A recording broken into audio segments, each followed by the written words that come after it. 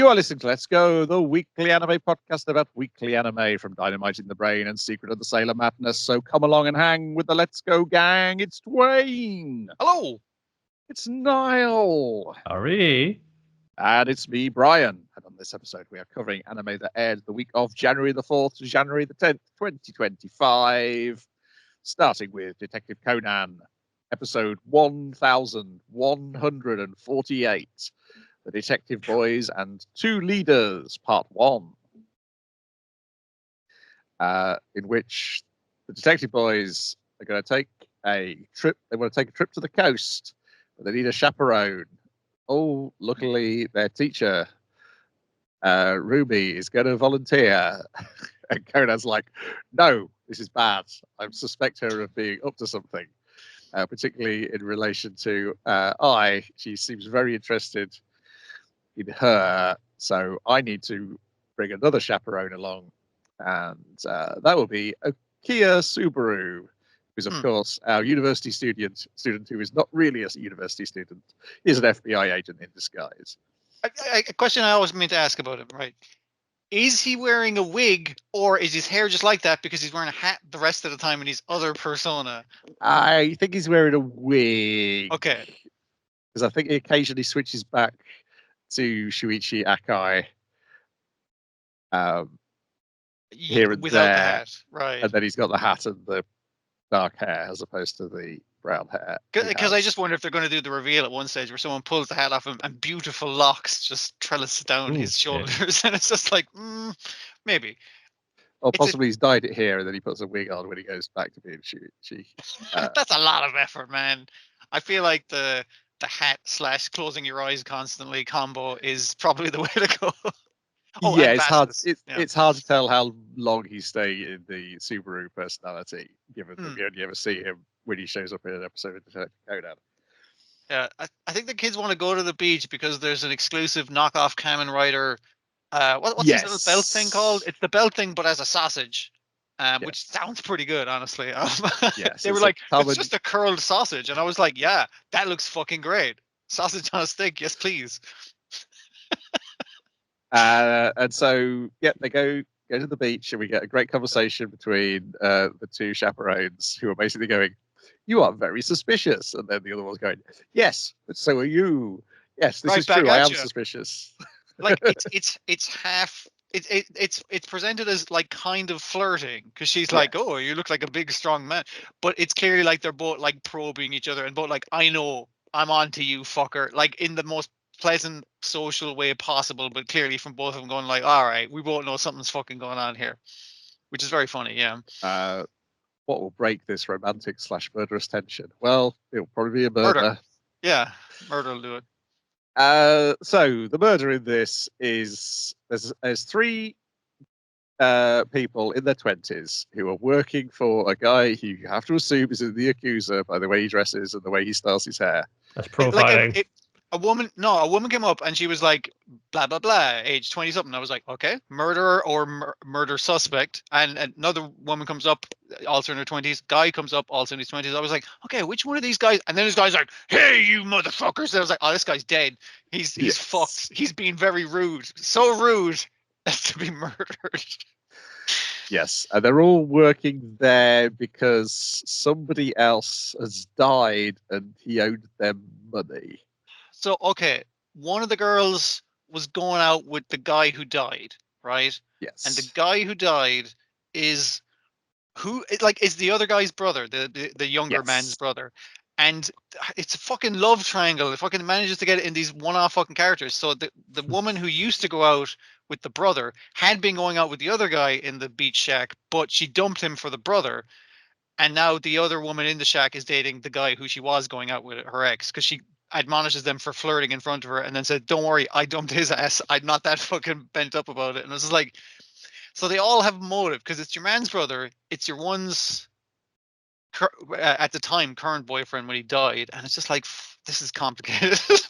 So so the ex left him for the brother. Yeah. And then the other one is flirting with him. I don't know what her relationship is.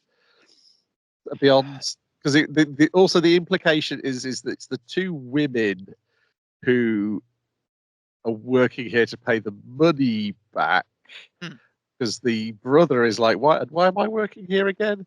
Yeah, he's not actually on the hook for this, seemingly. Like he feels like he's nearly in as control as the big fat guy who's so rude he's going to get murdered, and he does. So yeah. Yes.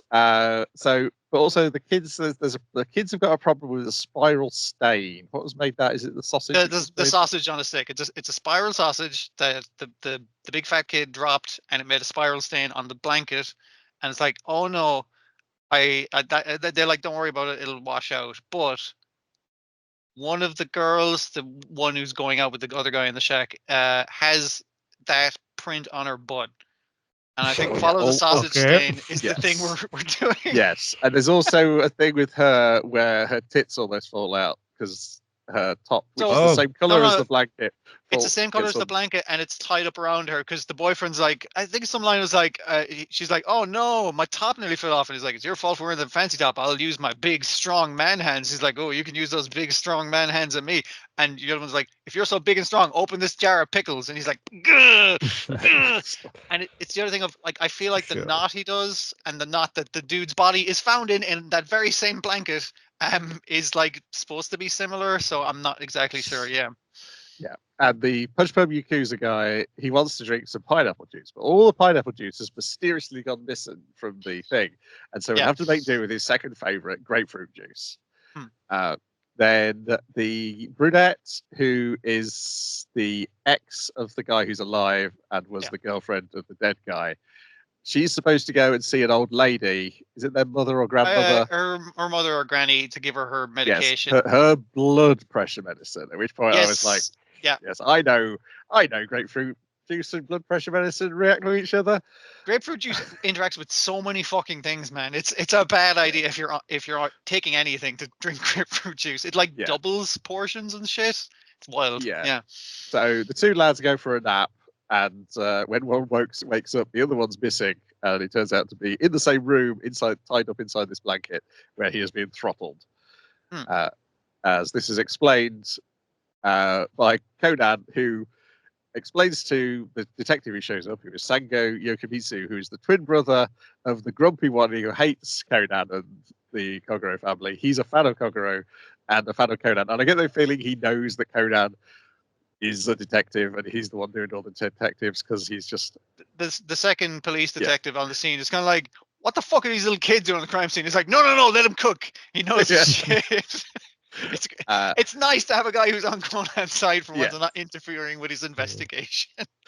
And like his brother, he's voiced by Aki Yotsuka. His thing is that he's the guy who shows up whenever there's a crime at a resort or an event of some kind. He's the coastal police, the Coast Guard. I don't fucking know. I don't think it makes sense. I don't think it makes any sense. He'll just show up when there's an event. His other thing is that he's a really close talker. Yeah.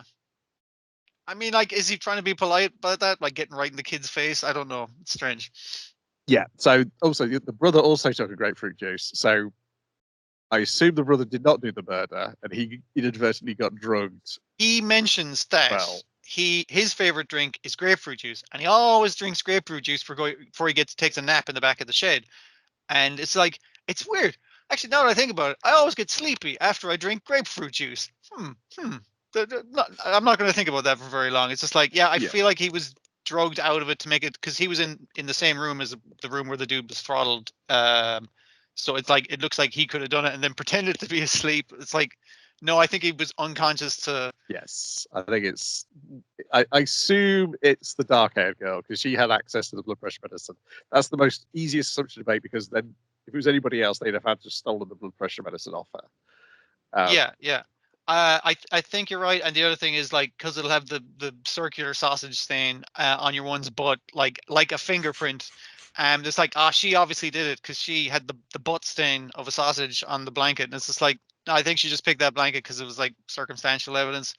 The other thing I think is like the police pointing out was like, so none of you cunts have an alibi because you were asleep. you were off at your grand's house, who you didn't give the medication to, as you say, because she was asleep, and he was like, I couldn't do that. And the other one was off buying pineapple juice. So no one has an alibi for where they were when this dude was murdered. And all of them are kind of like, why didn't you give your granny the medicine? It's like, she was asleep, couldn't wake her up. Why didn't you wake up from the nap while a dude was being throttled? I don't know. I was asleep. And why didn't you go to the convenience store rather than the fucking machine way down the fucking end of the beach? And it's like, it's nicer pineapple juice. I don't know. I forget what her excuse was. But all very fishy. Yeah, the thing about Ruby's plot is that she reveals to Okia that she thinks I is the daughter of the woman who ruined her life. It's a weird thing. Like, the conversation is quite light, and it's just like, oh, you're an attractive woman. It's like, you're an attractive dude. It's like, I'm intensely suspicious of you. I'm intensely suspicious of you. Pretty sure that kid's fucking related to someone who ruined my fucking life. I was like, well, that was just putting your cards on the table, wasn't it? That's yes, and then we also get like a close up of her dead eye, because it goes from like anime style eye to something like, oh, the way it's drawn to illustrate that she's blind in that eye. And it does that thing when they're like trying to bait each other with "I know what you're up to" kind of thing, of their eyes being revealed and unrevealed by both of them wear glasses, but her, I assume she's got a glass eye or something. That one stays, that glasses thing stays white, basically, to show that she's got the eye thing, even though even in the opening we know who the fucking guy is, but we still know she's up to something. Yes, we got a new opening which sets everything up for the big arc this year, the chess themed arc.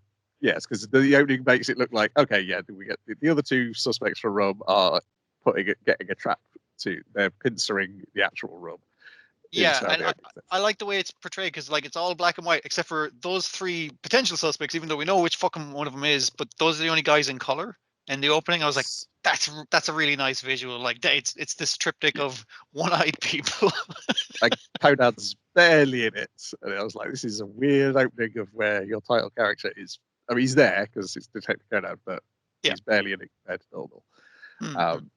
I don't think there's anything too spoilery because I did check the first chapter of that story, and pretty much everything revealed in the opening is within the first few pages of that arc. So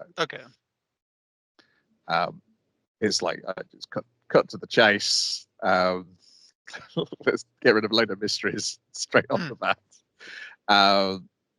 Then we've got Zenshu, episode 1, First Stroke.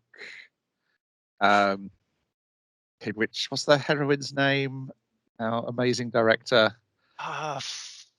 She says it several times, and all I can remember is a fucking unicorn calling her a gremlin the entire time. I was just like, that's the one that stuck with me.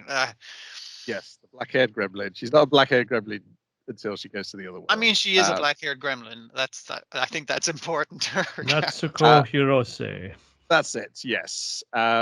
She's working on her new film, and she's a perfectionist who tries to do everybody's work for them. She doesn't know how to delegate. Yep. Delegate.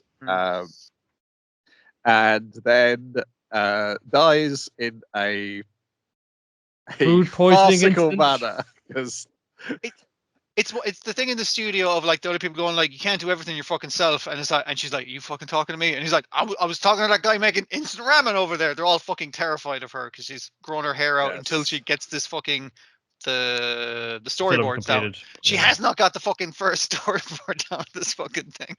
And then the producer comes in, and she's got one bag which is presents from the president, which is packed lunches and drinks, and then the other bag, which is like absolutely identical, has some packed lunches which are expired and have got she's like, this is the bag of lunches to eat today. This is the bag of expired lunches. Throw these ones in the bin. Tanaka, don't get these mixed up. Oh, okay, man, I'll do it.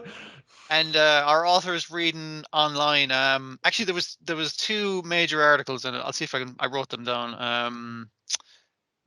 Basically, her favorite director has recently died of food poisoning, which is ironic because that's the thing she's going to die of in a few minutes. But the other one was, sorry, I have to fucking find this because I was like, even if I knew the author personally, the one I would be more into. A wombat named Taro from the zoo heads to the moon. He underwent rigorous training to make it come true. And I was just like, what? Fucking clicking on that one. I know this person personally, but what the fuck is up with this don't miss wombat? episode 6. Come home to This is a Kimiko Ino script, so Yeah. it's not surprising of the silliness. And then she dies from eating bad clams, of which This is why I'll never fucking eat clams, by the way. That's like, I'm not fucking touching those goddamn well, things. Don't eat them they're whole. yes, it's the color they've turned. You should not be putting that in your mouth. It's farcically unnatural. They are like kind of Dayglow 90s. Yeah. Yeah, it's like it was that one bit of Mr. Bean. You know what I'm thinking of that put me off him is just like, his like nightmare perception of what they're eating is like, this is foul. So put me off him for life. And then she is resurrected in another world. What is this world? It's the world of her childhood favorite anime. And it's Tales of not only her Perishing. favorite anime, it is a much maligned anime because it's really fucking dour. Like it's just like real downer ending. Yeah. It's a downer beginning and it just gets fucking worse from there. But like it keeps like it really sticks with me and it just kind of like and based off this and another fucking episode we're talking about, I think it's like the last fantasy game you were thinking of is what you get isekai into. I think is how the rules work or something. I'm trying to get the rules of isekai down. So the last thing I watch is a good thing that I could be sucked into if I get hit by a bus or something. Well, she ponders it whether it is an isekai at one point and decides that it's not an isekai. She has not been isekai. I'm half warned. Yeah. I'm keeping it outside Besher on Coma Fantasy. Yes.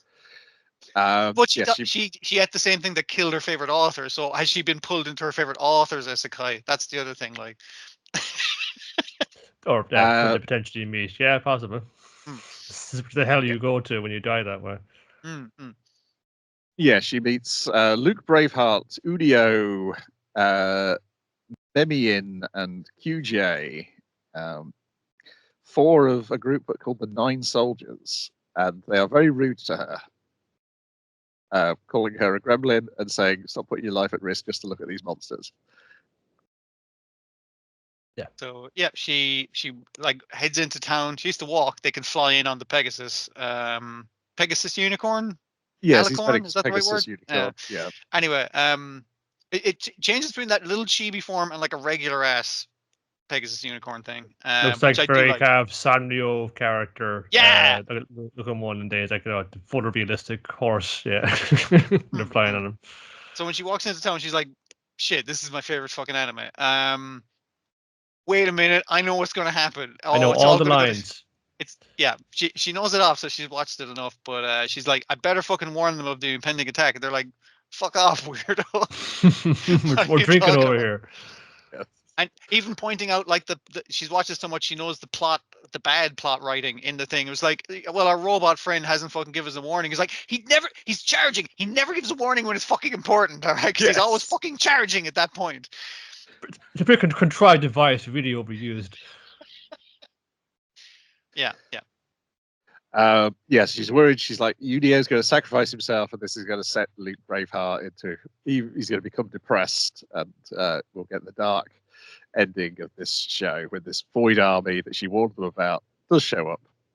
I mean, like you can see her nearly. I feel like nearly thinking about it, was like, maybe I should let this fucking cunt turn into the depressed hero guy, because there's a point during the feast of defeating one monster where he's eating a chicken wing and he's like, instead of throwing it to the gremlin in the corner, he's like, tasty chicken, just being a dick about it.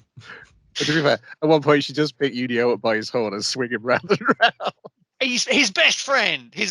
That's not cool. I can see why he'd be shitty towards this weird, like, black-haired gremlin that has shown up and is naysaying. We should say the reason they think she's a black-haired gremlin is because she is wearing her hair in front of her face because she refuses to cut her hair until the movie is completed.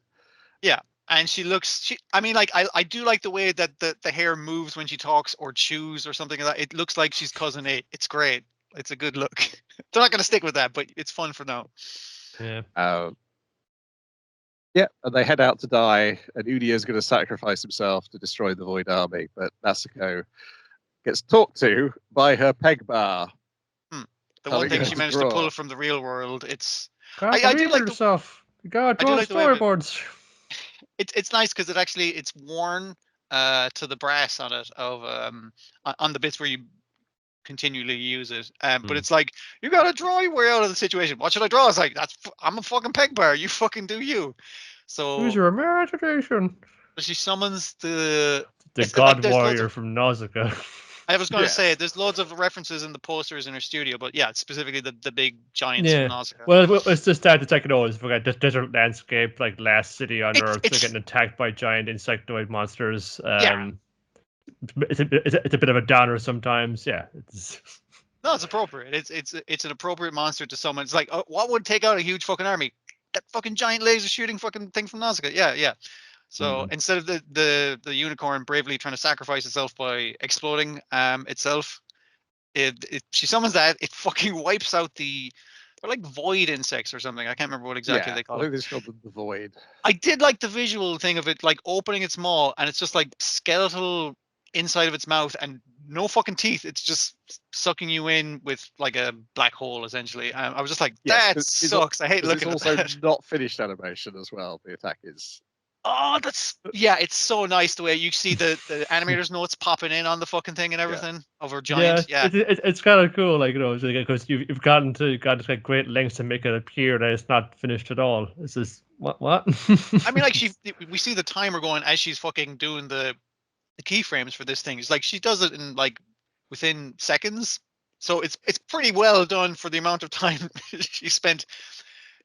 Yeah, that's the thing. Actually, her peg bar as well summons her desk and all her materials. It's essentially a magical girl transformation, but with another woman. Desk is her stand. Yeah. Because that was one of her points about why this could not be an isekai. It's because I've got a job and health insurance. that's for like otakus and shit, not for me. And it's like, no, isekais are for everyone. Anyone can be isekai. I had something to live for. I had a film to finish. Yeah, but you lived as an otaku with an official job with health benefits and everything. So, Yeah, and then I like that the unicorn still thinks he did this. The unicorn remains a shit, which is great because apparently he was supposed to have been killed off in episode 1. And I was like, this great character design? No, that was a mistake. Yeah. Just that going back and doing the rebuild films, it is no fun. Now, what happened if the unicorn didn't die? Let's find out over a series of increasingly expensive and overwrought films. Yes, I'm hoping that every episode is going to have this legally distinct but easily identifiable homage to some sort of past piece of animation.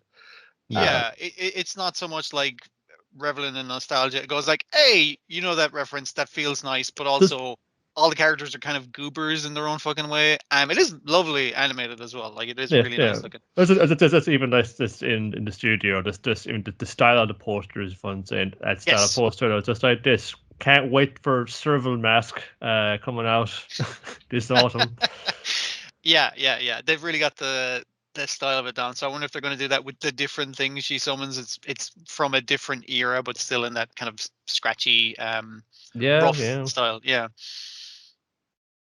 Yeah, really enjoyed this. Can't wait to watch the next episode. Then Orb, episode 15. Is it my turn? In which we open with Antoni being a real piece of work. What a piece of work he is. That guy, he's a good villain. He's just going straight into cover-up mode. Okay, here's what we do. We're going to tell Novat that we caught his daughter escaping from her Inquisition. Should we try her as a witch? We had a procedure right then and there, burn her at the stake. All right? Before you bury her, show him the burning body so he knows that she's dead. And it's like, sir, we don't have a body. It's like, we got this fucking priest here we kicked the shit out of. Good enough. It's fucking like, all this like one loves thy enemy. I try and hold tense the Bible to heart. You read the Bible wrong. It says burn your enemies. I know, I've read it myself. You kids interpreting it with your reason, rationale, and logic. Feelings. But then for him to show off and put his arm around Novak and go, I tried to stop them, but you know what it is? That was awful. I'm sorry, man. I know it's a bit against protocol, but I did keep her gloves, so you'd have something to mourn her. It's just like I'll be there for you, man. I used to think you were a son of a bitch, but like fuck, man, this is pretty rough. I'm here for you. And then like Roy smiled as he looked at it and was like, did it fucking work? Did I get him? Did I trick him? I did just feel super bad for Novak, because you get that. We know how ruthless he is. We had to come up with somebody who's evil, just like more depraved, and to make you feel bad for him. Mm-mm. Did it all? Did it all for her. Do it for her. Yeah, then we just get a sequence of yes, it worked. Novak feels really bad. A sequence of him with the gloves and her being younger, like flashback to 10 fucking years or whatever earlier. That makes her 4, doesn't it? Wow, she's good at writing at 4. That's pretty good. But yeah, just the whole thing of like he was, and you could see him trying to raise his daughter right. It's like, I need to raise her so she doesn't become a fucking heretic. So when she blasphemes a little by saying it's like, it was God's will, because it's God's will that you get the gloves. So we'll thank God for the gloves, not me, not your dad. Well, thank God. And it's like the gloves turn out too big. She's like, fucking, this is God's fault. And he's like, how fucking dare you? It's like, I can't shout at my kid, man. That's fucked up. But I do need her to not turn into a heretic, so she gets tortured and burned at the stake, which happens anyway. And obviously, yeah. Well, you see where it's just starting to kind of creep through here. Is this? Is it fucking God's will to go around killing people who do this and that? The same way it would be God's will, like, to strike my child for blaspheming his name. If I'm saying no, I'm not sure it's Christianity. It's always cracked up to be. Yes. So it was a lot of it's justification for doing bullshit.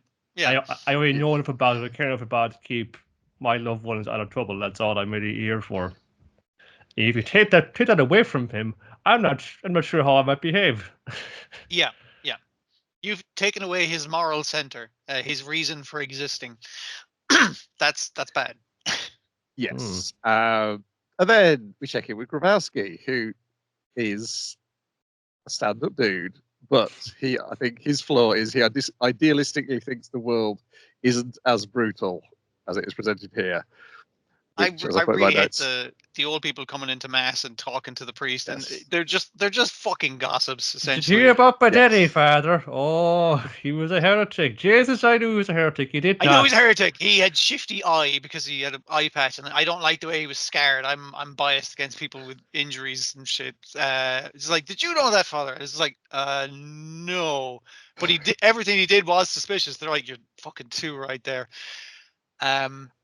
Yeah, so it's kind of like him having to go and like, it's like, didn't you fucking send in an anonymous tip to the fucking thing? It's like, no, I found a weird book and I just that was next town over. I was just there for the day. I didn't run into anybody. I didn't find no book. It can't have been Bedini. That was like another fucking town. They're like, yeah, you're probably right. Nothing to do. And he's like, it was definitely me, right? That was definitely my fault. then he finds a letter with the poetry that Bedini refused to pass on to him earlier in the series, but he has now written down what he remembers for a couple of favors. One is when a beggar shows up, accept him in and listen to what he has to say, and then can you help the beggars out, give them some education. Give the beggars whatever education you can. I know I have no way of making you fulfill this promise, but I have done you a favor, and I know you're a stand-up guy. Come on, man. Is the implication? Yeah. I was a bit of a dick to you back then. I'm sorry. Like he even says sorry. That no, this is all I remember. It's in bits and pieces. I did like the kind of thing of like the specter. Wow. The specter of Bedeni standing behind him.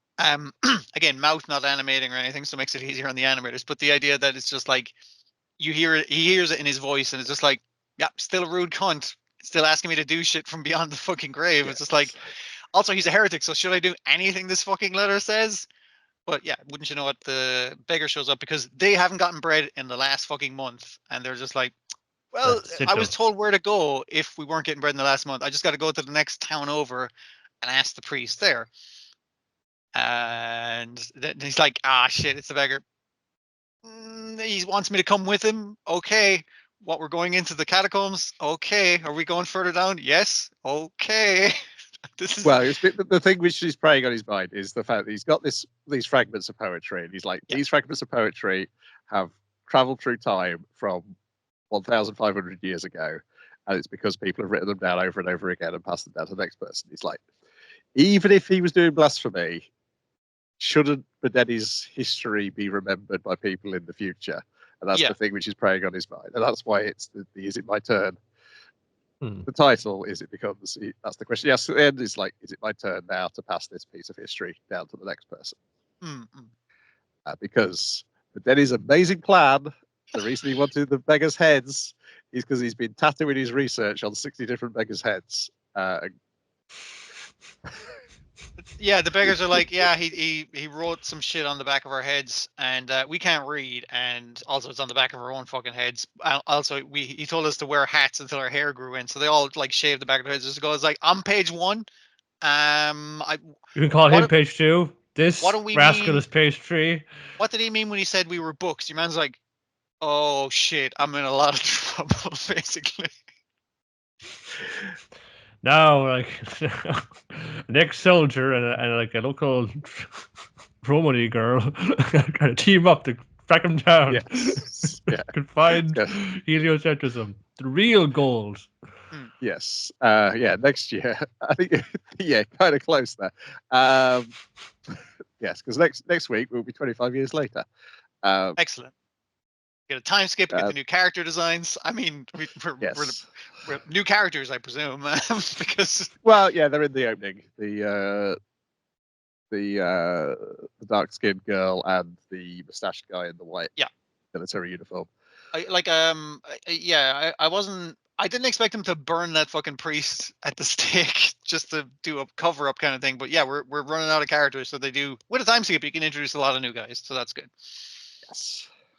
Yeah, I really like the ending of this because I was like, that's a nice. It feels like while Grabowski's not been like the major point of the plot, or Antoni, it's like this is how they feature in the story. You've got a good enough idea of his character, and like what his motivation and stuff like that. Like he feels like a fully developed guy, and I think that works quite well. Yeah, he feels like a guy who thinks that the world is closer to how it was in real life than the version they're presenting in the manga. Yeah, sure. He is a very everyman in the situation. Well, that's this bizarre situation where a bunch of people shave the back of their heads to reveal that they are pages of a fucking heretical book. It's just like, whoa, that's some fucked up shit. But then he kind of figures too that there's enough here to go on that's like even like with somebody that as version they could kind of pick up upon. You know, there is something here. Maybe there is something about this. And he's confident that this is maybe the world is getting more ready for this, ready to accept this. Yeah, or at least the possibility of it, at least. Again, he mentions the thing of truth coming out. Like that's what we strive towards. Yeah, because he doesn't think that Bedeni was doing anything worth being executed over. Essentially, is how. Yeah, and I mean, like we know from Bedeni's thing is like he wasn't trying to disprove God with science. Like he was a firm believer in God. He's just like, I'm just trying to fucking get it right because that's what God would have wanted. And also arrogant enough that he's going to be able to argue with anybody and convince them of this. Yeah. Yeah. Including an inquisitor currently torturing your fucking coworker. Yeah. Continues to be really good. Standout series. Then we've got a couple of episodes. I only managed to watch one of these though. Ameku, MD, Doctor Detective, episode 1, Dr. Sherlock, and episode 2, Blood, Blue Cells, and Dragon Fangs. I was thinking the title is very money pitch with medical doctor detective. It's just kind of doubling up on stuff. Well, just make sure that she studied really hard to be a doctor detective. She deserves to be. So she's the granddaughter of the founder of the hospital she works in, and apparently there's loads of people in her family who work in this hospital. She gets into an argument with one of her uncles in the first. There's her uncle. There's her sister who's also a doctor. Yeah. So it's like, don't call me Dr. That. There's like fucking loads of Dr. That's in this because of nepotism. So don't fucking, that'll be just confusing. They've allowed her to build a little cottage on top of the hospital. Yep. Fucking nepotism out the wazoo. Yeah. But fun. Amazing, like computer setup with the 3 flowing monitors. You know, she's got her records going. Very cozy atmosphere for hacking into police databases. And yeah, we get like a little bit of display about how she's a ace doctor. She goes around diagnosing people. You've eaten too much vitamin A. You've eaten some sort of fish parasite. We learned that from a different anime. And one before that too. The vitamin A thing, I'm not sure about that one, but the parasite has come up multiple times in House. Like that's happened a bunch. I mean, of they do the times. lupus reference. Immediately, Right away. so you fucking know where the fuck we're cribbing the notes from. I was just like, we're good. Is it lupus? It's like, well, for this reasons, no. But How much that's what we have to do. fucking vitamin was she stuffing into that child? Like one of the things maybe what have I done It differently? was the lately? combination of the vitamin, like she was giving him extra dose of vitamin A to help his eyes, but she was also giving him blueberries, which like kind of like grapefruit, like it increases the dosage of the absorption rate or something like that, I think. So it was like she was doing two things at once, and it's just her kind of going like, I looked at the chart because she just wants to get this dude on the Jurassic Park marathon is apparently the thing. It's essential that we know about this. No, we must be partners in this. We need to know everything about each other. Specifically, I love dinosaurs and films thereof. So, but yeah, it's just looking at the mother's bag is like, I see this thing, I see this dude's tan line and cane, and it's just like, okay, that has told me everything I fucking need to know. So it's also, she's got a terrible catchphrase where it's like, I read the chart and also used the powers of deduction or something like that. It's like a genius like me can figure it out. Yeah, it's not a great cool guy line, but Also, she wanders around barefoot in flip flops in the hospital. Disgusting. I know she walked from her house on the roof of the hospital, but she should be wearing at least fucking socks. Yeah, come on. Hey, her family runs this hospital. She can't get fired.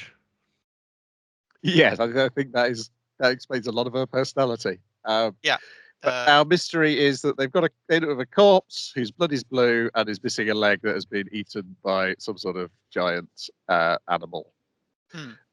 I was like, well, I'm pretty sure I know what's taken the leg because I remember that from Psych, an episode of Psych, and then I've been struggling to remember where I remember the blue blood stuff from. That's also House, but I can't find the fucking episode because if you fucking page search House for blood, you're fucked. And if you search for episode blue blood, that comes up with episodes of blue blood. And it'd be something to do with lack of hemoglobin, isn't it? Yes, it is. Yeah, it's oxidized or something. I think is what the other thing that happens. My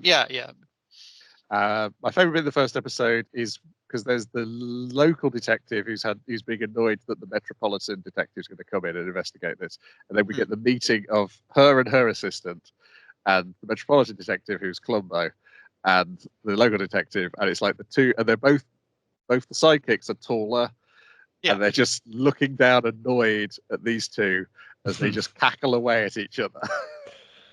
Well, the two of them are chancers, so it's like, no, chancers almost love other chancers. So. Yeah, I mean, their anime Columbo is kind of saying, it's like, I can't give details of a case. I'm doing a better Columbo impression than he's doing. And my Columbo impression is fucking terrible. It's like, I can't be revealing details on that, unless maybe you told me something about the case we're studying, then maybe I might let something slip by In accident. your medical opinion, how do you think he got blue blood? So it's... My main problem with him as an anime Columbo is he's clearly not the cleverest person in the room because this doctor is supposed to be the cleverest person in the room. So it doesn't come across as quite well. He's just like, I know how to mine her for information because he's basically like, she'll do my job for me. I don't need to do any fucking thinking. She's also intimating that he dresses like this because he's a fan of Columbo.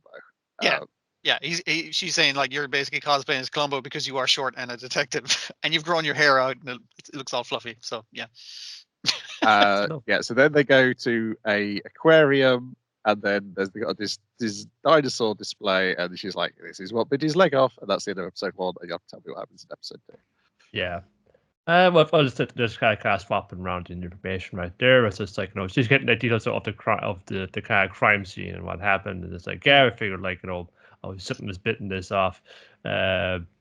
It's a guy who was wanted, for assault, but he did some time for that. But he got out recently and went straight to a Yakuza office. So he's saying he got involved with something to do with organized crime, and he was performing a hit on a rival mobster, and he took like a bullet wound there, but that isn't what killed him. Was the oxygen thing. So, and as soon as you mentioned like he took a bullet wound, it's the thing of. Because they do see like his blood was red at the thing where he was running away at that crime scene. So it's just like they didn't mention any bullet wound when they were doing initially when they brought him to hospital. He's like dead on arrival kind of thing. But they didn't mention any bullet wound or anything. I mean, like the big chopped off leg is a big fucking obvious thing. It's like he definitely got shot in the leg. Yeah. Yeah. Mm-hmm. But so it's called like who discovered the body? Well, no, it was Yeah. like just like a random passerby. Like he's a guy on his way to the building site actually close by, and he saw like this. Holy fuck, what's going on there? He knew there was this clinic that was right around the corner, so he went to there. He's a doctor, and he came above, and he just said, oh, call an ambulance. I'll try to resuscitate him. And but biggest though, it was just too late. You couldn't do it. So the goal is like like 9:30 on a Saturday night. I think just go. Well, let's go ask him. She's like, whoa, yeah, let's go to the clinic and freeze fire, and just like start pounding on the door and getting to come out. It's just like, hey, and she just like throws like okay. She names a bunch of fish, and he's like, why are you naming tropical wrasse, fish? bird wrasse, catfish, angelfish, tropical fish. What the hell? It's like, okay, yeah.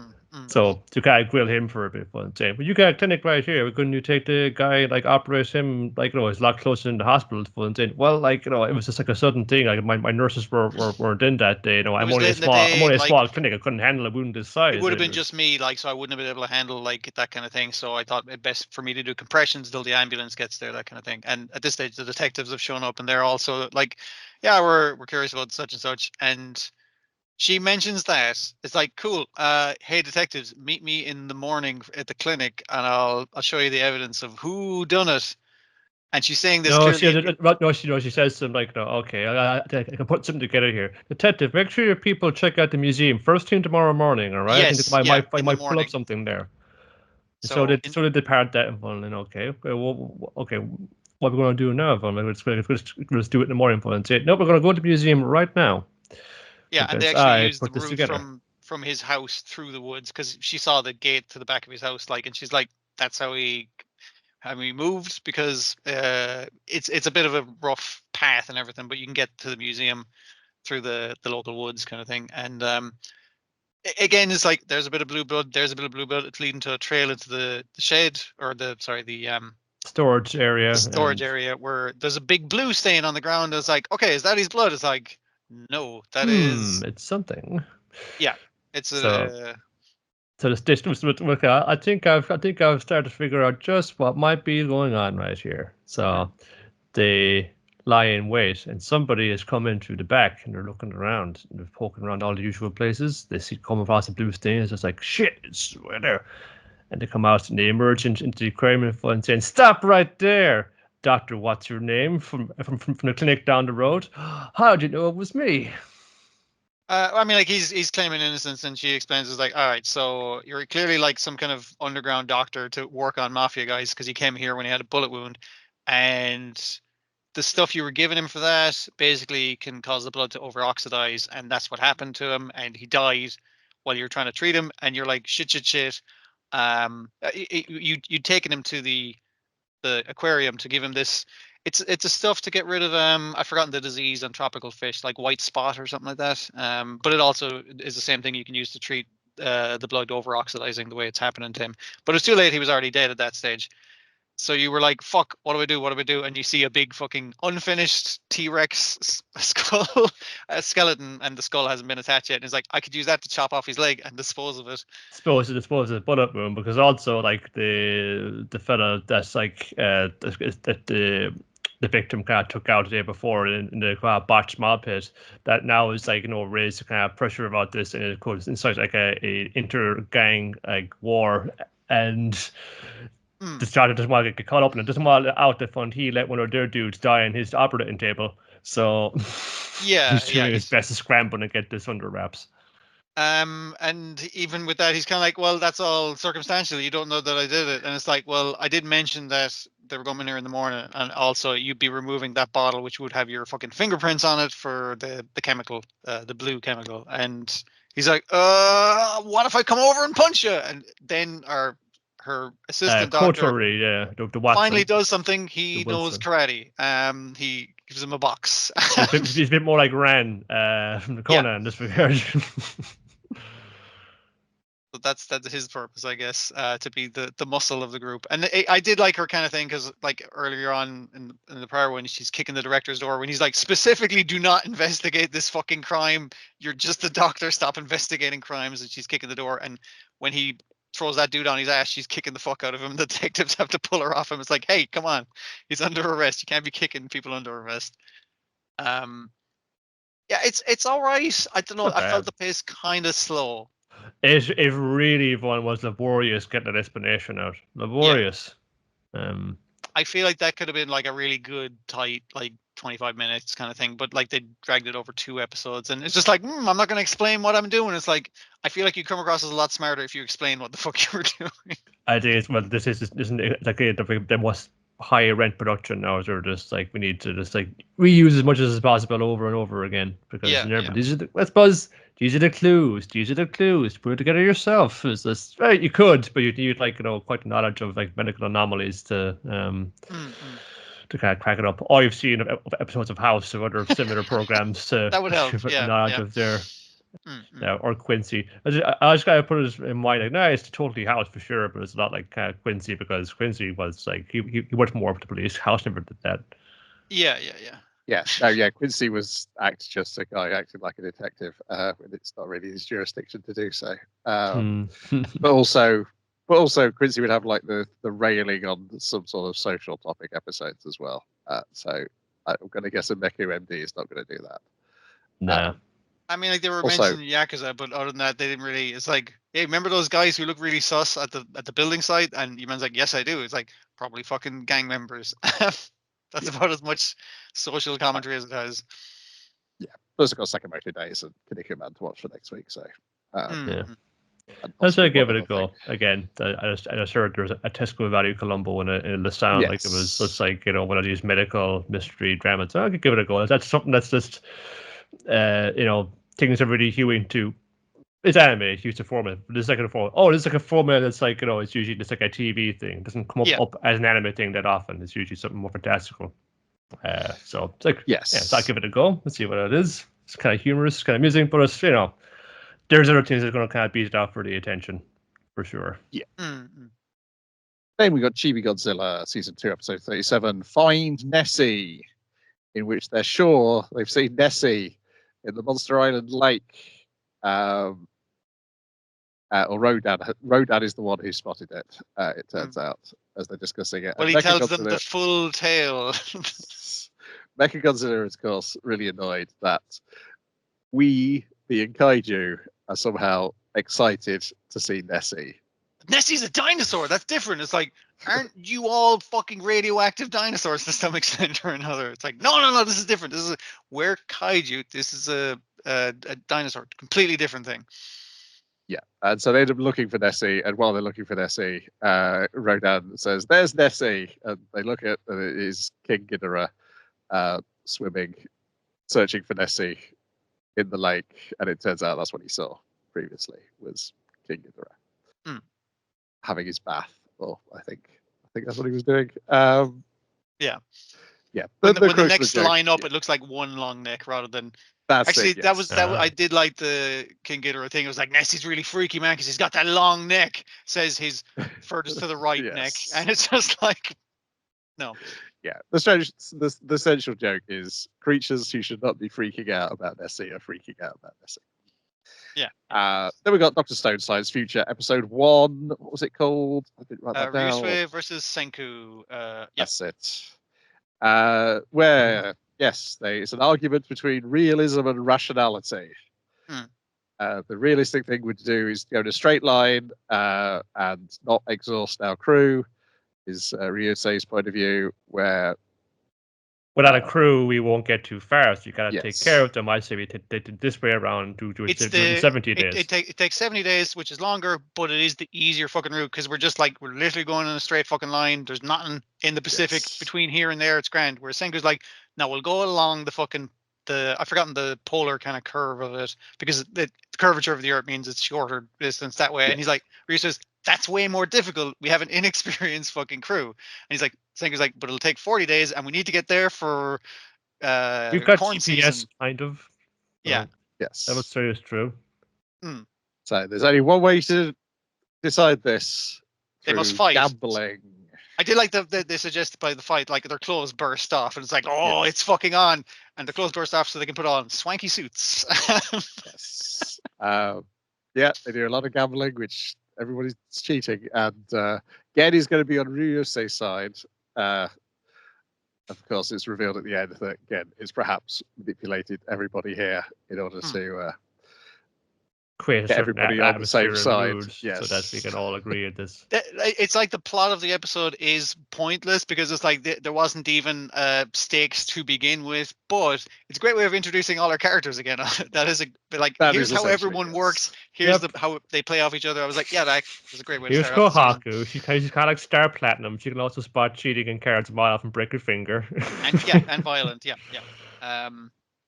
Her showing up with the slinky dress, I was like, was that really necessary? It's like all of this was strictly unnecessary. That's the point of the episode. She was the honey trap in the previous arc. So this turned out that Ginro turned out to be a more effective guy honey trap. So like inexplicably, so we went with him instead. But the constant thing of like, I specifically know that you're cheating, and it's just like, yeah, but I'm gonna fucking catch your hand and nearly crush your fingers every time I catch you fucking cheating. Weird kind of stakes, all right, yeah. Yeah. And then we're conned out of all the recipes that are in the manga. I was like, they can't do that at the start of the next episode, right? With all the character-specific cocktails, non-alcoholic cocktails, because I was going to say most of them are underage, but with all the time skipping, I'm not entirely fucking sure anymore. That didn't matter because like they've also invented beer. It's like, oh, all right. Yeah. Yes, we only really get the beer here, don't we? We don't get everybody's individual custom cocktails that you can make at home. I guess again, it's an example of you got to read the manga to see all those ones. Some of them sound really tasty. I will remember, say. This is about pushing the books, so that's what we had to put in there. Yes, it's also about getting this done in 33 episodes, which I think they're well on schedule for. Yep. So yeah, it's just easing you back into the world of Dr. Stone. We get a new opening, which is a lot of fun. I was like, they're not going to show us Sydney Snyder's face and Stanley Snyder's face rather, and yes, they make sure they show you that. Yeah, that will be like the reveal thing. I did like the thing of it as well of having a reporter like recording for posterity for future events, and then it's like, and then we had a fucking gambling contest, but like because she's doing a reporting thing on it, she's going around and interviewing all our main cast, so you can reintroduce to the characters and how they play off each other, and I was like, that it works quite well for an episode 1 of a new season. And this is the future we kind of want. You know, we have like a pleasure cruise with gambling and beer and good food. This is what we've got to build our new society upon. It's a good foundation. Yeah, and as it's pointed out by Urio, the most normal guy in the fucking show, is kind of like, hey, it worked out, so he got his casino, and we got a bar, and it's like, it feels like everyone got everything they wanted in the first place anyway. And again, kind of like, I guess it seems like that, but you know. Yeah, I'm still annoyed I didn't win at the cards. Yeah. Because it's very funny when he's like 4 aces, and then Senku reveals 5 royal aces. Flush with an ace. Like 5 aces. It doesn't matter who cheated; it's who won by cheating. That's the important fucking thing. Balatro. Yeah, exactly. Then we got Trillion Game, episode 14, Haru versus Gaku. Where Gaku's like, really cheater in a Gaku Haru. double bill here. I have to do something about it. I'm going to prove that these guys, we shouldn't just use them as tools. We're going to make that game. And I'm going to steal. So while we pretended to steal the guy who created Dragon Musume, we're going to find the guy who really did work on it. And we're going to steal him. Yes. And I'm going to be a bad guy now. I can be a bad guy just like Haru. I can hack in to their computers and find this out. But of course, he cannot be. He instead goes, your security's terrible. Leaves them a note saying, I picked a bunch of things. breaks into your home, tidies up, and leaves you a note and leaves you gives you not admonishment, but advice, and it's like, here's how to update your VPN so this doesn't happen again. And it's just like, was this like a white hat thing? It's like they didn't steal any fucking shit. It's like, what the fuck? The point Kirihime is one. Who would have the aptitude for and say use cookie deserialization to get past our security? And it's like, What? Who's the biggest nerd I know who says something like that out loud? You mentioned that specifically. And she tied up after her. That's a nice note. Yep, it's Gaku. That's definitely Gaku. No doubt about that. I give him a call, May chance, and ask him out for a stroll. What say you? Oh. I'm just a hapless nerd. What does this mean? Does she actually want to go out with me? No. She wanted to probably talk about why I just did breaking into her company. Maybe. I mean, like, she is still interested in him. That's the thing. Yes, this is the key thing. Yeah, she wants them both to work for her. Yeah. And this was a good reminder of that. It's like these are. And it's the thing. She does want them both sexually, maybe. Definitely employee related. Yeah. Yes. And Gaku's problem is, yes, we should shout at Haru, but he's our friend. And I remember what she told us, that businesses by friends, settled by friends, is going to result in you end up hating each other. And it's either it's going to end the friendship or it's going to fucking split the business. It's going to fuck up something, basically. Yeah. Yes. So while I really want to shout at him, and I know you want to shout at him as well, Red, we're just going to have to not shout at him and prove to him that we can make something of the other half of the business. Him having to figure out, like, at the meeting in the family restaurant, where it's just like, oh fuck, Rinrin's like fucking been ringing me constantly. I need to fucking head her off at the pass. It's a good thing she stops the traffic lights, because that's the only way I can catch up to her. Again, he's being like the nicest guy. It's like, I'm gonna intercept her and apologize and explain why we can't do it, and then I'm going to be a bastard. And it's like, I can't be a bastard. I'm a nice guy. It's a good character piece for him, and just like, he could be one of the biggest fucking cons going, but he physically can't be. He's too nice. Yes, and the only thing we get of Haru really is the flashbacks where it proves that Haru would not be able to do this without Gaku. Yeah. That was all like, a necessary cog in this. Yeah. Told you all like, no, all right, I'm in. Like in the movies, I'm invincible. What's the thing where he says it's like, oh, it's like in the movies where you go, bingo, and at one point he does that. It's like, no, it doesn't feel good. I'm not going to do that again. Again, there's a bits of this feel like re-establishing everything, because you've been off for 2 weeks, or perhaps new people are coming to it.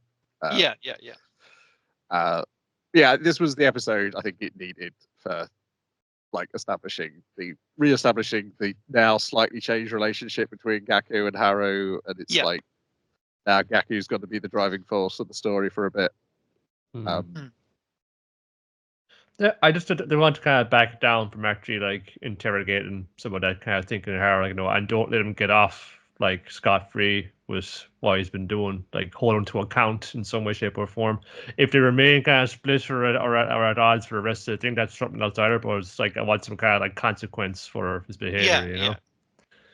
Not just let him get off with it entirely, but you still have to work with it. The guts to actually show that one saying, oh, secretly I was actually doing all this and being an absolute wanker because I had the secret plan to make like a million more money. Actually, it's like, oh, okay, right. But yes, I don't know if we get that until the very end when it's revealed that he's in prison or dead. Yeah. He works for me now. Well, I'm expecting it's like, oh, Gaku would handle the business things, and it's like, oh, I remember like it was yesterday. It's like, oh, I remember my friendship with him, and it's just like, I feel like the ending might also be, it's like, hey man, I'm here now. Sorry, I'm a bit late. Like he was just somewhere else doing some other fucking bollocks, basically. But there's definitely something that the two people who've been labeled as bad guys by the episode titles are not present in the present day scenes. Yes. And it despite the fact that it's character versus character, it's like one character is not fucking there, but the other character is actively trying to go against them. Like, they are not present. It's because he uses the bad guy phrase. Yeah. In this episode of what Gaku's going to do is, I'm going to be a bad guy, and he can't do it. That explains the difference between the pair of them. And again, this kind of feels like the Dr. Stone kind of thing. Is like, you need both good guys and bad guys to make a society, or in this case, a business, I guess. Yeah. It's kind of like why have Senku and Chrome had this massive falling out, couldn't see eye to eye. Fun saying, this like Senku was brilliant, but Chrome was brilliant in his own way. So to say he couldn't do it as well, I was like, oh, yeah, that's too much. Then we got from Bureaucrats to Villainess. Dad's been reincarnated. Episode 1, Dad becomes a villainess. This is the thing I wrote the most notes about. Excellent. I didn't get to watch all of it. I was actually trying to cram it in there a little bit before, but I could not finish. But I get the general gist of it, though. Yeah. Yes. Our hero is middle-aged otaku dad Kenzaburo. He's 52 years old, and he saves a child from being hit by a truck. And he wakes up and finds himself in the body of an Otome game Villainess, specifically the very same Otome game that his daughter felt confident enough in her otakudom to play in front of her dad earlier that day. Yes. See, that's the thing. I'm like, I think it's the last game, not maybe the last game you play, but there's the last game you're thinking about. Shit, I gotta stop playing bilateral then. Fucking, I don't want to get isekai into that. That would suck. Trapped inside a card. Like, no. Yeah, so he's in the body of the villain of this game, Grace Orvern, and he has her memories. I'm wondering if when he gets out of the body, she'll have his memories, and that will have made her a better person because of. This rule seems to work if it is can be called such. Yeah, and essentially he acts like a dad. And he has his two main skills of being a bureaucrat and a dad, which is making him both good at social situations that he's remembering the details of the world and shit, but he doesn't remember anyone's fucking name because he's remembered too many names. And I do like the fact that he's a big fan of DS9. That's really appealing to me. Yeah, the gag of him running through his memory bank of fictional names is very funny. Polnareff's in there as well, but yes, Miles O'Brien went past that. Like, good man. But yeah, so his thing of like, I don't know the social situations, but I can fucking blag my way through it in a polite way, and also his proudness of being a father and wanting the best for children in general, which is why that's what got him killed in the first place, I guess. But being a nice stand-up guy. It could be weird, old dude in a teenage girl's body. He's like absolutely no creepiness about it, and he's like, fuck, I'm supposed to be a prick. What if I admonish them more? And it's like he just gives them like fatherly advice, and it's just like, God fucking damn it. Because his very first interaction was with the maid, who is frightened that this horrible woman has started being nice to her and said thank you for the very first time in her life. And then he meets the supposed heroine of the game, Anna Doll, who he remembers this bit of the game because he'd seen his daughter play this bit where Grace had reduced her to tears. You think you have the right to enter Magic Academy? I think you're just a peasant. And it's just like, so you managed to get into Magic Academy. Your parents must be so proud. It's just like, it's like they are proud. They're so proud. Thank you. So she does reduce her to tears of happiness, and I love in the background that everything he keeps doing as the villainess is leveling up something in the main character. It's like, what is that relationship? The relationship is increasing. I wrote down, I assume the heroine is going to fall in love with the villainess, and then it becomes very clear that is definitely where it's going. And then it also is going to be clear that everybody's going to fall in love with her. Yeah, it's just like she's being fucking like Lady Oscar right there in the opening credits. It's like, oh yeah, that's naturally going to happen. His bureaucracy is also useful because the game interprets his middle-aged bureaucracy behavior into the behavior of a 15-year-old posh magical schoolgirl, as using the elegance cheat. It just interprets his bowing into curtsies. And I do like that. It converts it to the traditional Japanese bow. And it's like, I don't remember the fucking principles. I don't remember this fucking Gandalf motherfucker's name. It's like, thank you, Mr. Principal. And it's just like, that's good enough, though. He points out that Grace doesn't remember the principal's name. There's nothing in her memories about the principal's name.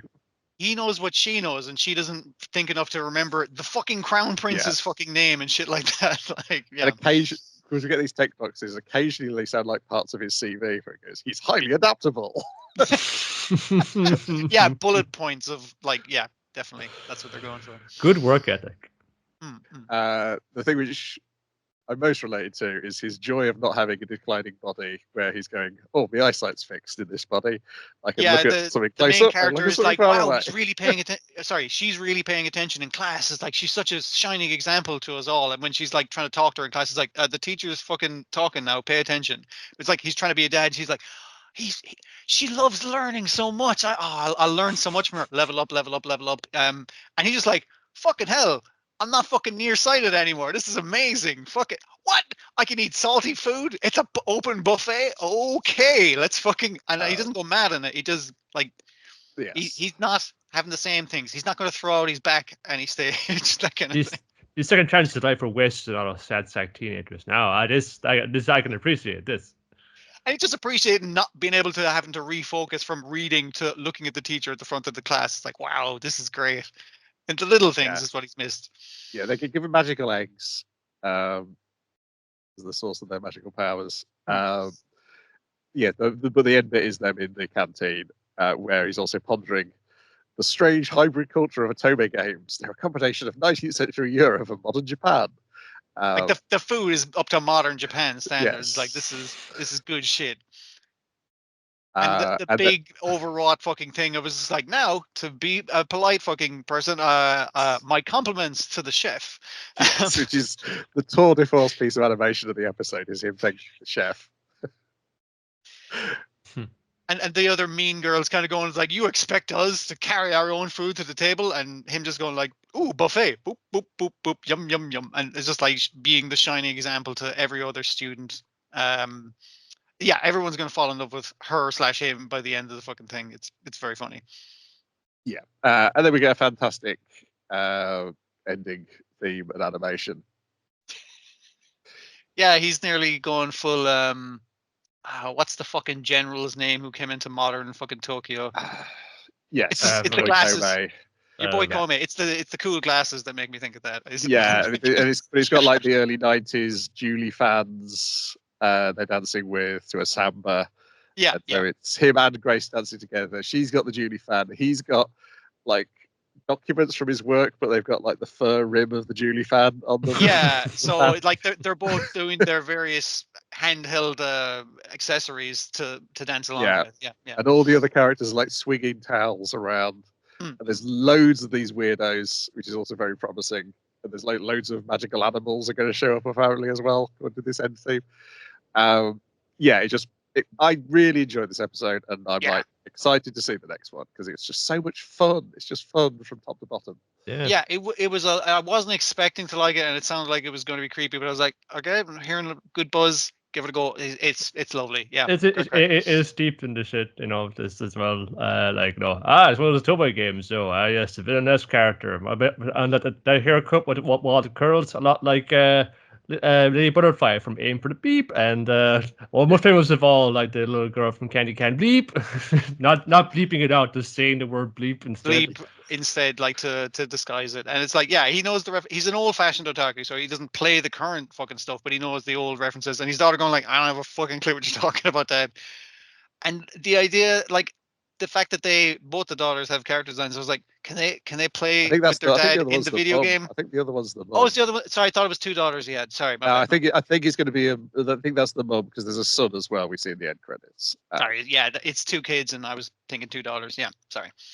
Because the mum is hugging in the end credits. He's hugging like one of those sequined cushions, but it's gold with his face on.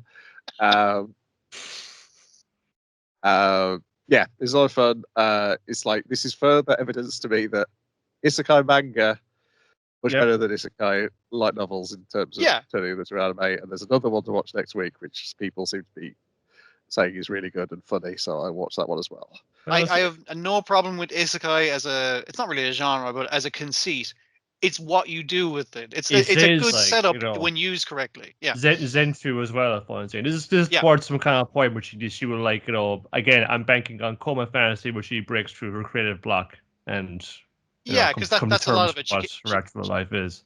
In real life, she couldn't get the storyboard out, whereas in this thing, it's her fucking bar telling her just like, just draw, it'll flow out of you. That kind of like, it's about that. Probably, and by going into her favorite but flawed anime and fixing it, that will give her like the creative kind of spark. Yeah, it's the Red Ranger in Another World, or whatever it's called, is the other one that people say. Right. I thought it's one manga job, I believe. So it is, yes, and it's being adapted by the Haybot writer. Okay.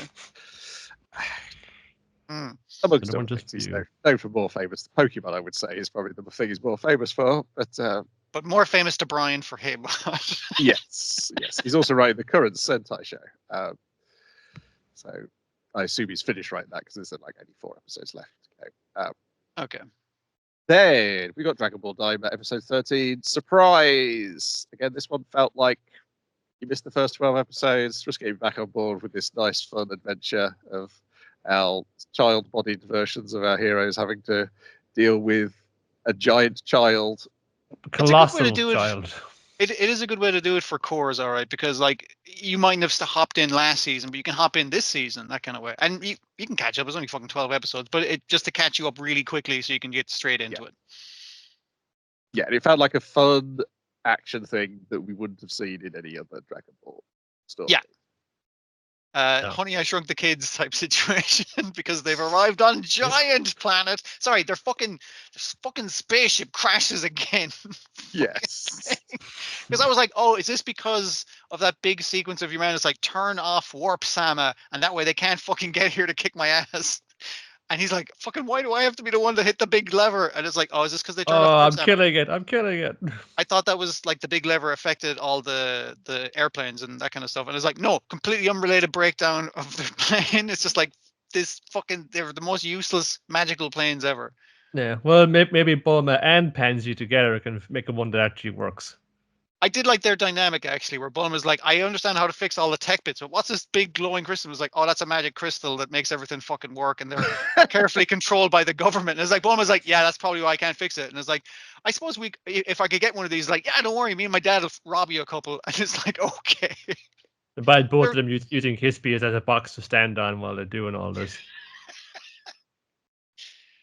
Become a bench for us, and he's I like him as a character because he's not very useful, and therefore he's going to be sardonic and shitty all the time. Though. That belt's going to come into play. That belt is going to be important. That weird fucking eyeball belt. Yeah. Well, actually, Bulma and Pansy, they both have dads with big reputations. They come from like a kind of money. So. Yeah.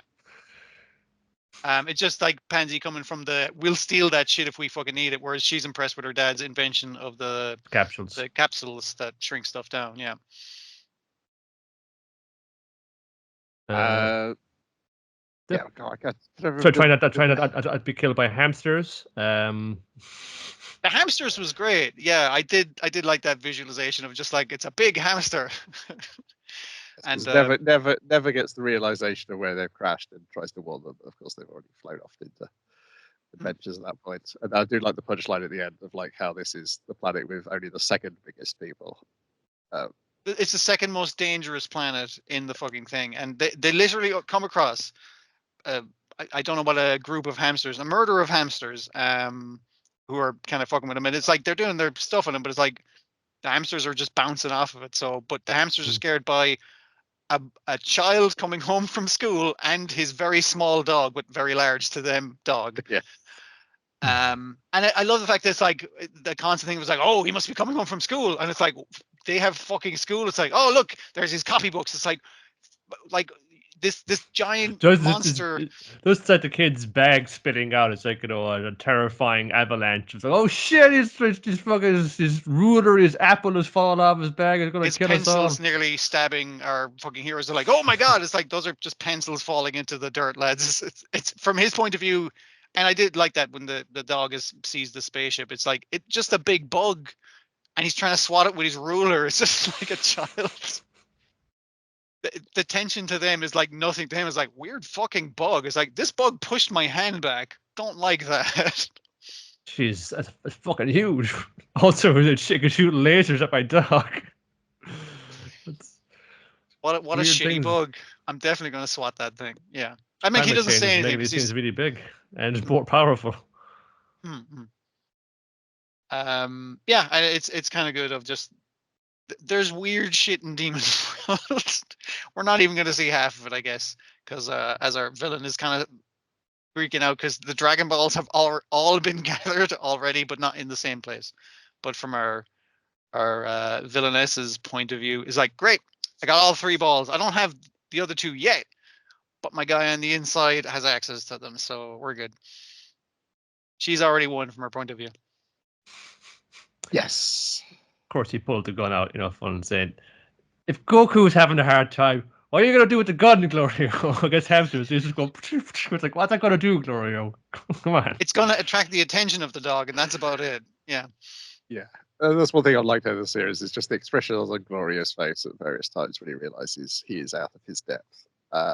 Yeah, I assume before this, Gloria was like, I'm the fucking cool guy. I got a cool laser gun. I'm a cool, like, mystery agent type guy. And it's like, what the fuck? Like, a cartoon fight man has shown up to just kick everything's ass.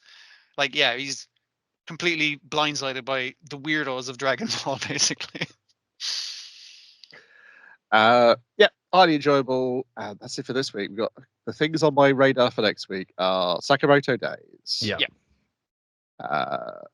Machine Genesis Wataru, if it shows up anywhere, I can watch it. And Kinnikuman, Perfect Origin, Season 2, and Red Ranger becomes an adventure in another world, I guess, now as well. It's add that to the planning. Yeah, it sounds about right to me. I feel like at this stage we could nearly do an all Isekai podcast, but then we'd have to watch the shitty ones as well. That's the problem. Yeah, like, so... then that'd be too many. That'd be far too many. That's the other thing. Yeah. Just don't eat the paste. Don't eat it. All right. I looked at the light novel anime Wikipedia page, which has got a graphic now showing how many light novel anime there is per year, and I think it went from like 32 in 2022 to 64 in 2023 to 64 again, and a lot of this is because they're counting sequel seasons and continuing ones. Yeah, sure. Yeah, as separate things. So I think I'm not sure. In terms of actual titles, I'm not sure whether this is vastly increased all that much. If it's not, even if it's not increasing, that's a fucking lot. Like that's, there was still a lot. It is a lot for the light novel itself, supposedly being on the decline.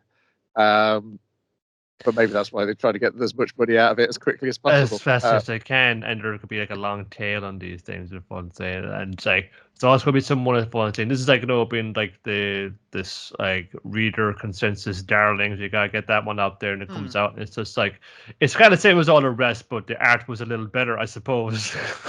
Yeah. It's so weird to me that like it's the decline in actual light novels, because like that industry is fine. It's just like they're reasonably easy to produce and that kind of thing, but it's the amount of adaptations of them that I find kind of odd. Yes, like, because a lot that's way more money.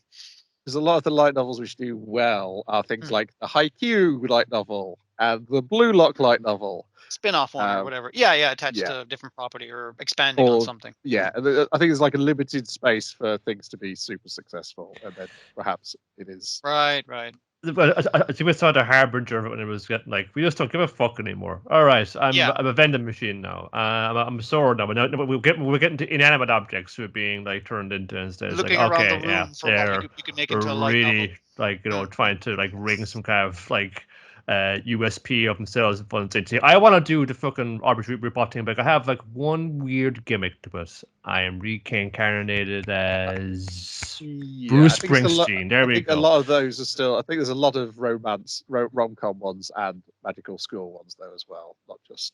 I mean, there'll always be space for that kind of stuff anyway. I'm not against it, like, but it's just the sheer amount of adaptations is bizarre to me. It is. There's a lot, but I also wonder how many of them come in Januaries and summers. On the slow seasons, yeah. And again, here I am looking forward to an anime sequel to something which aired in 1988. So who I can Kinnikuman even earlier, 82. So that's it for another episode of Let's Go. We'll be back next week with more of the same. Goodbye. Bye. Adios. Now I'm going to hit the stop button on this recording.